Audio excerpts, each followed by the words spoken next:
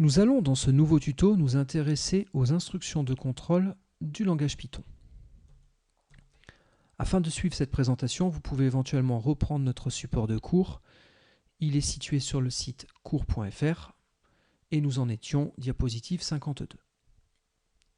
Donc, le langage de programmation Python permet bien entendu d'exécuter un certain nombre d'instructions. Parmi ces instructions, citons en premier le if, donc l'instruction conditionnelle qui permet d'évaluer une expression et en fonction qu'elle soit vraie ou fausse, d'exécuter une ou une autre branche de code. Donc nous en avons ici un petit exemple. Nous déclarons une variable a, elle est initialisée à la valeur 5 et en fonction qu'elle soit oui ou non supérieure à 2, on exécutera ce bloc de code ou bien ce bloc de code. Alors notez que les deux points utilisés sur le if et sur le else permettent bien entendu d'introduire le bloc d'instruction à exécuter dans le cas où c'est vrai ou bien dans le cas où c'est faux. Il peut y avoir autant d'instructions dans le bloc if, dans le bloc si, et vous pouvez en avoir autant que vous le souhaitez dans le bloc else, dans le cas sinon. Testons un petit exemple, histoire de vérifier que tout fonctionne correctement. Donc j'ouvre ici un terminal, j'y lance un interpréteur interactif Python en version 3, et donc nous allons faire quelques petits exemples. Donc ce que je vous propose de faire, c'est d'utiliser un nouveau module de code qui est random. Nous en reparlerons éventuellement un petit peu plus tard, et nous importons dans ce module la fonction random. Très bien. Regardez, si je fais un random parenthèse, ça me calcule une valeur aléatoire. Cette valeur aléatoire sera comprise entre 0 et 1, mais attention, 1 non compris. Si je relance une deuxième fois random, vous voyez ici, ça m'affiche donc une autre valeur. Donc du coup, je peux faire un value qui sera égal à une transformation d'une valeur entière. De quoi? D'un random que je multiplie par 10. En faisant ça, nous aurons donc forcément une valeur ici random x 10, donc comprise entre 0 et 10, et nous récupérons la valeur entière. Donc normalement, nous serons de 0 à 9. Affichons le contenu de la variable value, 5. Je refais un random, et donc je récupère maintenant, pourquoi pas, la valeur 4. Et puis après, on peut introduire un if, et donc si notre value est inférieur à 5, j'introduis donc le bloc dans le cas où c'est vrai, à partir du caractère de point. Donc maintenant ici, je vais faire un print, petite valeur. Je peux mettre autant d'instructions dans ce bloc que je le souhaite. Bon, je vais faire des choses simples, on va mettre qu'une seule instruction. Else, deux points, donc on introduit le bloc dans le cas où c'est faux, et donc ici, print, grande valeur. Bon, normalement, nous avons la valeur 4, oui, c'est ce que nous avions ici.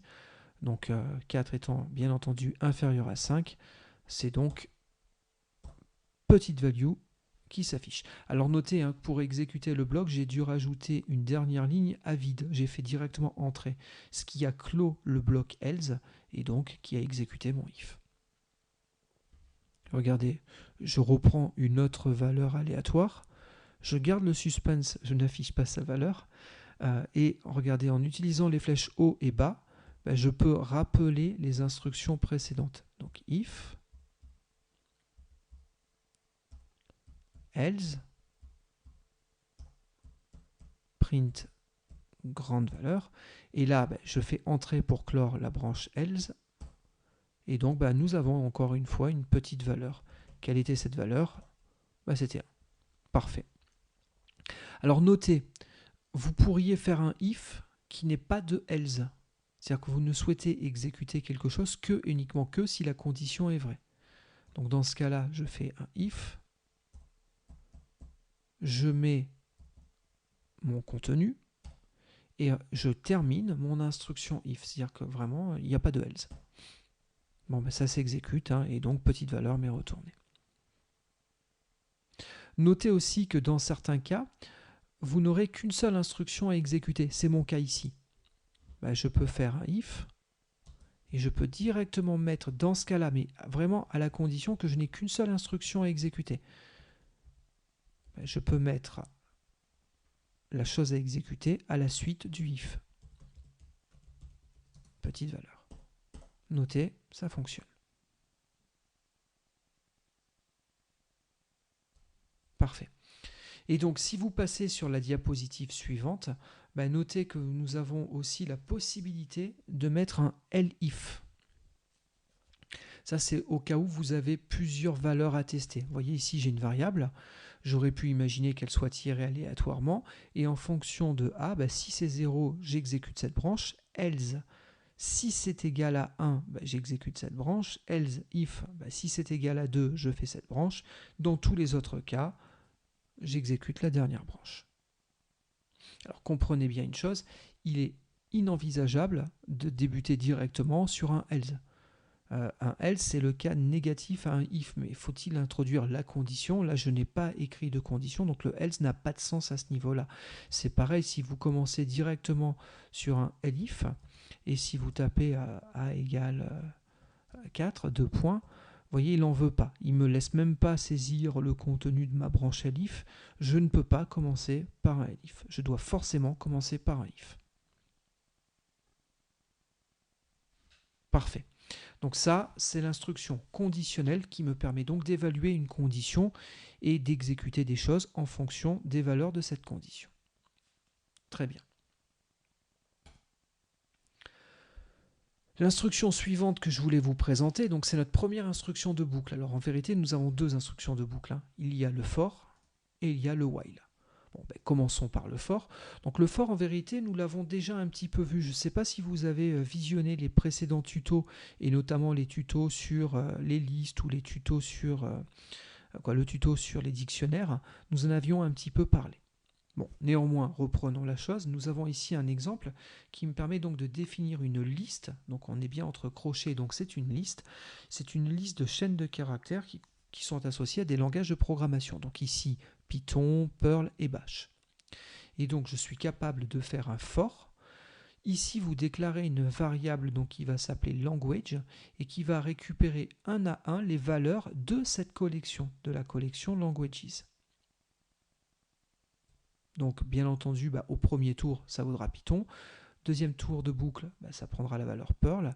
Et le troisième tour de boucle, la variable language prendra la valeur Bash. Qu'est-ce que je fais pour chaque tour de boucle? Pour chaque tour de boucle, je vais y mettre un certain nombre d'instructions. Ces instructions devront bien entendu être en retrait. C'est le cas ici de mon print. Et donc j'affiche le langage et puis pourquoi pas la taille de cette chaîne de caractères, donc du langage extrait. Donc Python, ça fait bien 6 caractères, Perl, ça en fait 4, Bash aussi. Parfait. Essayons nous aussi cette instruction au niveau de notre interpréteur interactif.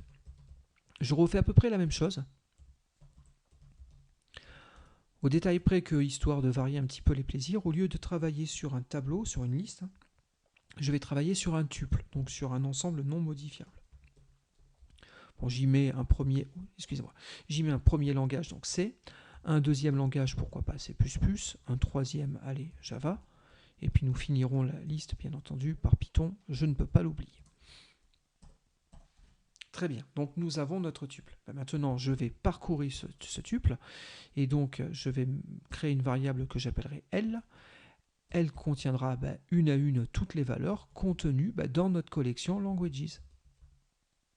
2 points. À partir de là, qu'est-ce que je fais? Je fais un print de ma variable. Bon, notez, nous avons bien parcouru tous les éléments de la collection. Alors, tout comme je vous l'ai montré tout à l'heure sur le if, nous pouvons éventuellement mettre, si notre instruction est simple, le contenu directement à la suite du 2 points. Et donc, vous avez ici la boucle qui est parcourue. Très bien. L'instruction suivante donc reste une instruction de boucle, donc c'est le while. Alors, le for en général va traiter tous les éléments d'une collection.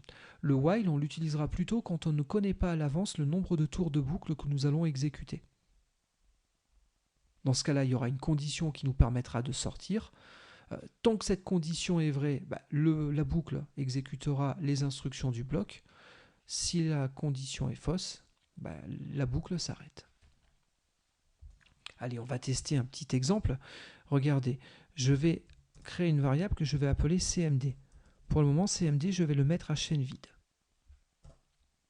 Et puis là, je vais dire tant que quoi? Tant que CMD est différent de exit, 2 points. Donc là, nous commençons donc les instructions de notre boucle. Je me mets donc en retrait. Et donc ici, qu'est-ce que je vais faire? Je vais dire que CMD est égal à input. Veuillez saisir une commande. 2 points, parfait. À partir de là, on va simplement afficher notre commande, ça nous suffira pour cet exemple-là. Et là, je vais clore ma boucle. Donc pour clore la boucle, il me suffit de mettre une ligne vide au niveau de mon interpréteur. Et donc à partir de là, elle s'exécute. Donc veuillez saisir une commande. Bon, imaginons, je tape ls. Parfait. Imaginons, je tape ps, il exécute ma commande ps, je tape un kill, il exécute ma commande kill. À partir de maintenant, je tape exit. La boucle s'arrête. Je peux relancer une deuxième fois ma boucle. Toujours pareil, avec les flèches vers le haut, je retrouve mes commandes précédentes. Voilà. Et là, qu'est-ce que je fais? Je tape exit directement. Je sors de suite de mon programme. Donc vous voyez, dans cet exemple, on ne savait pas trop combien de temps nous allions tourner. Dans mon premier exemple, nous avons fait 4 saisies. Dans le deuxième exemple, j'en ai fait qu'une seule. Ne sachant pas trop à l'avance le nombre de tours de boucle, j'ai préféré utiliser un while. Parfait.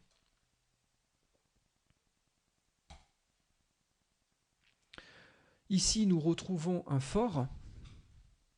Mais cette fois-ci, je peux aussi travailler sur un range. Regardez, pour comprendre cette instruction, je vais faire 2 cas. Je vais créer une variable qui va s'appeler counter. Elle vaut 10. J'aurais pu utiliser un while. Je reste sur l'instruction précédente. Je peux faire tant que counter est différent de 0, 2 points, print counter, et counter égale counter moins 1. Pourquoi pas? On part de 10 et on décrémente jusqu'à arriver à 1. Mais j'aurais pu faire à peu près la même chose en utilisant un for. Je vais créer ma variable, elle s'appellera counter. Et je vais utiliser quelque chose qui va être très proche d'une liste, mais c'est un range. Je vais revenir sur cette notion de range un petit peu plus tard, quand on parlera des générateurs. Mais donc ici, je lui dis que je pars de 10, que je vais aller jusqu'à 0 avec un step de moins 1. 2 points. Et là, je fais un print de mon compteur. Du coup, je n'ai plus forcément besoin dans ce cas-là de décrémenter ma valeur parce que ma valeur, en vérité, va parcourir toutes les valeurs du range. Pour vous, c'est comme si c'était une liste qui contient les valeurs 10, 9, 8, 7, 6, 5, 4, 3, 2, 1. Et à 0, la chose s'arrête. Regardez, nous avons exactement le même résultat, mais c'est 2 approches différentes. Là, je gère ma boucle moi-même, et c'est moi qui décrémente mon compteur. Là, j'utilise un générateur pour pouvoir me donner toutes les valeurs comprises entre 10 et 0, et je vais traiter ces valeurs.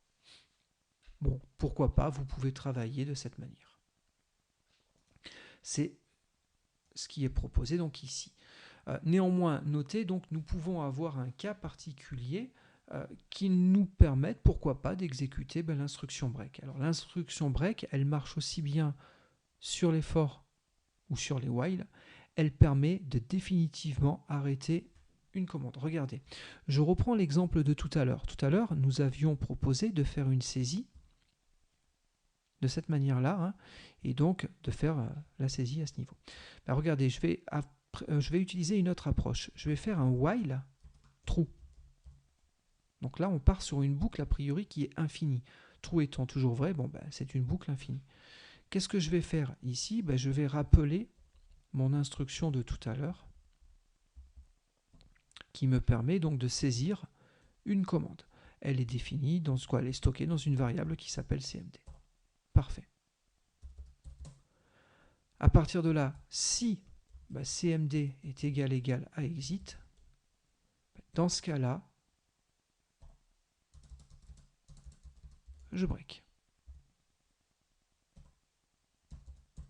Le break arrêtant la boucle, j'ai pas besoin de mettre de else. J'aurais pu mettre un else si je l'avais souhaité, mais du coup il est complètement inutile. Le break aurait vraiment stoppé la boucle. Donc si j'exécute l'instruction sur laquelle je suis, c'est que forcément j'étais différent de exit.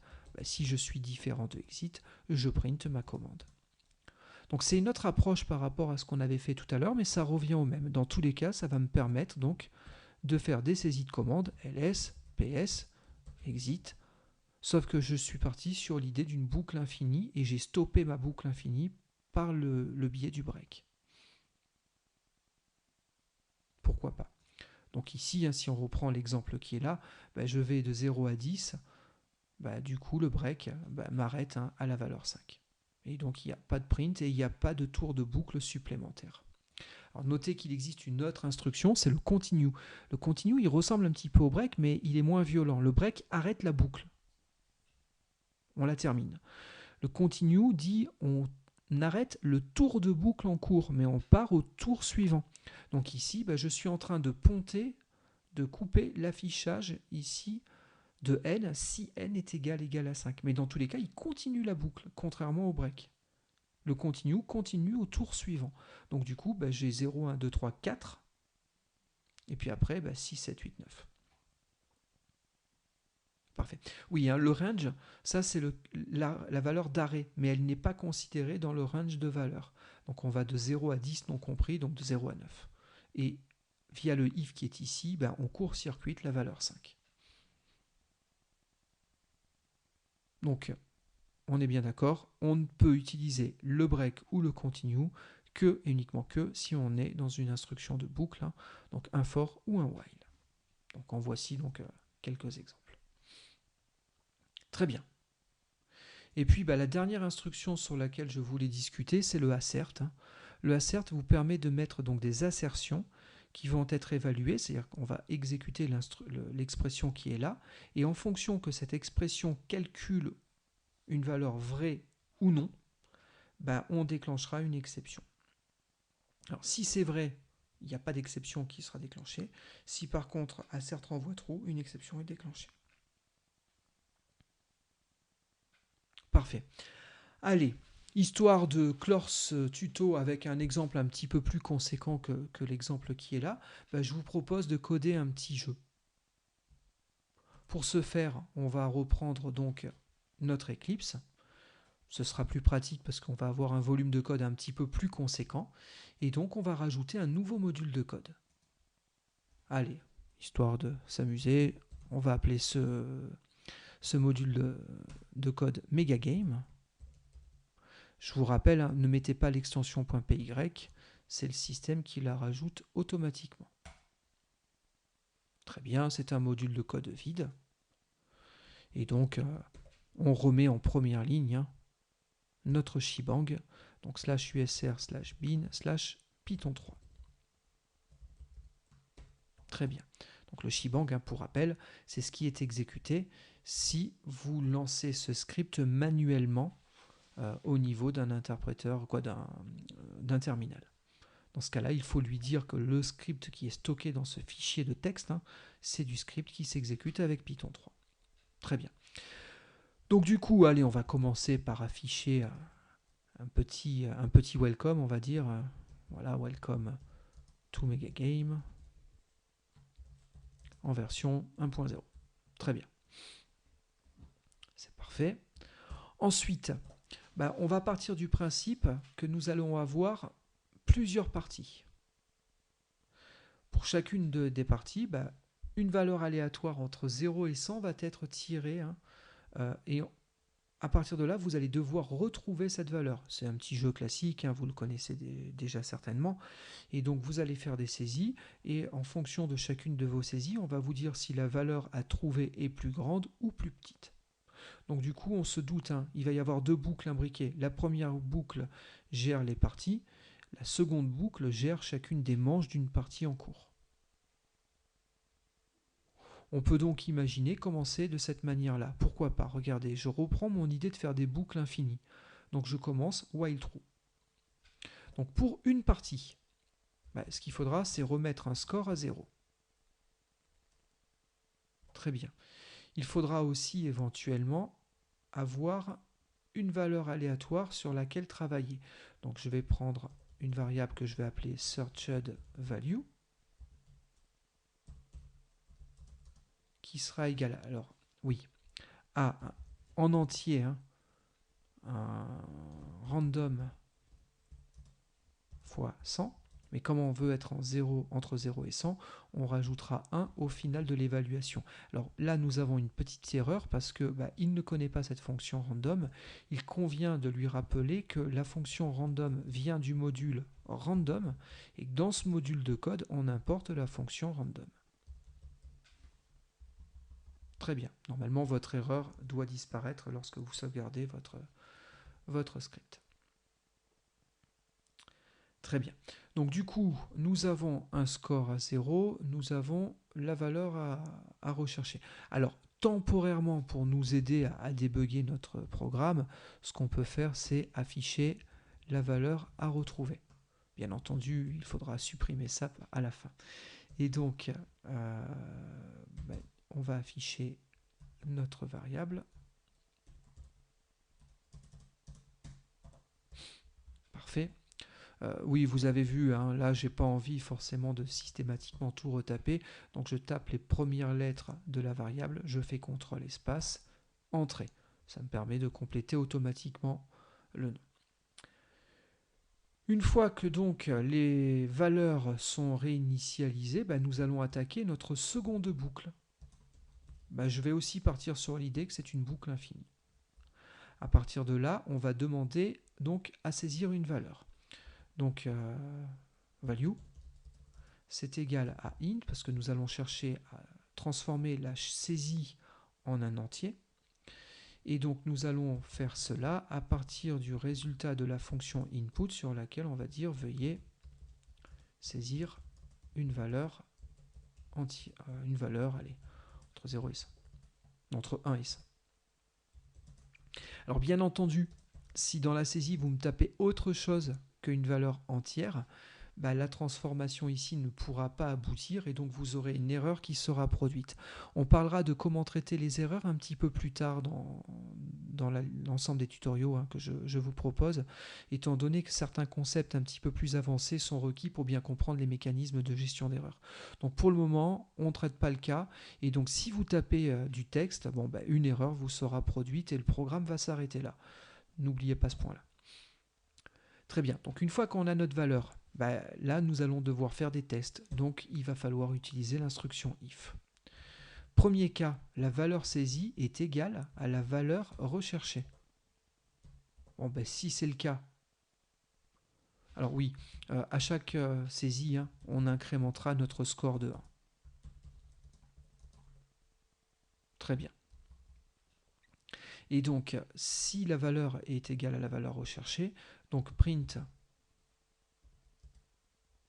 Non, je ne vais pas faire le print ici, je réfléchis, mais on fera le print dans quelques instants. Là, je vais simplement faire un break. Donc, ça devrait nous faire sortir de la boucle en cours. Autre cas, elif. Elif quoi? Si la valeur saisie est inférieure à la valeur cherchée. Dans ce cas-là, print, la valeur à trouver est plus grande.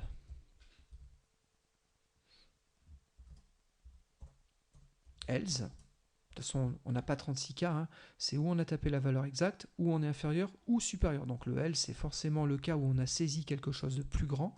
Donc la valeur à trouver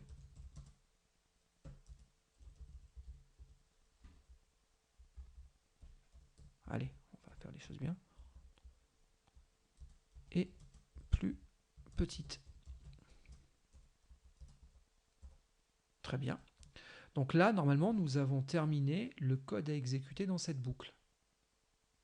Donc du coup, il convient de mettre la prochaine instruction avec un retrait en moins pour me retrouver à la suite du while. Donc à la suite du while, nous afficherons félicitations. Vous avez trouvé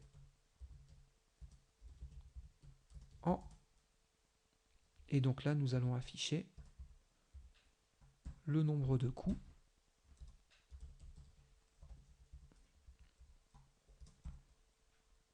Et nous allons injecter via un opérateur %, le score dans cette chaîne de caractères. En général, vous l'avez certainement constaté, j'aime bien mettre des espaces pour aérer un petit peu le code. Notez que les espaces qui sont ici sont non significatifs. Vous pouvez les mettre ou ne pas les mettre, ça marchera tout aussi bien.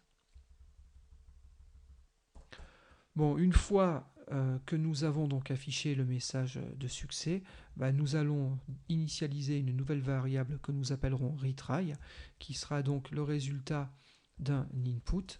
Voulez-vous recommencer ?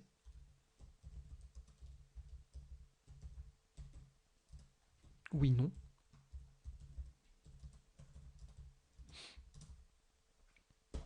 Et donc, si retry est égal à non, nous sortons cette fois-ci de la boucle de premier niveau. Sinon, nous recommencerons une nouvelle partie. Et puis ici, regardez, je reviens en retrait 0, donc je suis vraiment à la suite du premier while. Et donc ici, nous afficherons bye bye. Si nous arrivons ici, c'est que le jeu se termine, et donc nous allons sortir du script en cours. Allez, testons si ces quelques lignes de code sont correctes. Donc nous lançons ça dans notre interpréteur. Et donc, la valeur à trouver est a priori de 75. Allez, on va faire un premier essai. Donc, veuillez saisir une valeur entre 0 et 100. Je tape 50. Donc, la valeur à trouver est plus grande. Normal. Je vais taper 76. La valeur à trouver est plus petite. Je tape 75. Félicitations, vous avez trouvé en 3 coups. Voulez-vous recommencer, oui ou non? Donc, le jeu me passionne. Je refais une nouvelle partie. Valeur à trouver 71. Donc, veuillez saisir une nouvelle valeur. On va taper, allez, 71. Et, impeccable, j'ai trouvé en un coup. Est-ce que je veux recommencer? Non. Et donc, mon programme se suspend. Donc, voilà qui nous a permis d'appréhender un petit peu ces instructions. Donc, pour rappel, nous avons vu l'instruction if. Donc, c'est l'instruction conditionnelle. Elle permet d'évaluer une expression et en fonction du résultat de cette expression, exécuter certaines branches de code. Avec l'instruction if, vous pourrez utiliser donc 3 mots-clés. Le mot-clé if, bien entendu, le elif et le else. Ensuite, nous avons vu l'instruction for qui permet donc de parcourir une collection et de traiter chacune des valeurs de la collection. Nous avons aussi vu donc le while qui permet de faire des boucles sur des conditions en fonction de vos besoins. Et donc dans les deux cas, que ce soit le for ou le while, nous avons deux instructions complémentaires qui nous permettent soit d'arrêter le tour en cours, soit d'arrêter la boucle complète. Donc ce sont l'instruction continue et l'instruction break. Parfait. Donc voilà qui clôt ce petit tuto. Et donc sur le prochain tutoriel, nous parlerons de la définition de fonctions en Python. Alors nous en avons déjà vu quelques-unes dans les tutos précédents, mais nous allons revenir ici sur tous les détails de syntaxe à bien connaître pour pouvoir donc coder nos différentes fonctions. Et puis vous verrez que dans les fonctions que nous allons définir dans ce prochain tuto, nous réutiliserons certaines des instructions que nous avons pu voir aujourd'hui. Voilà. Bon, merci de votre attention et à bientôt.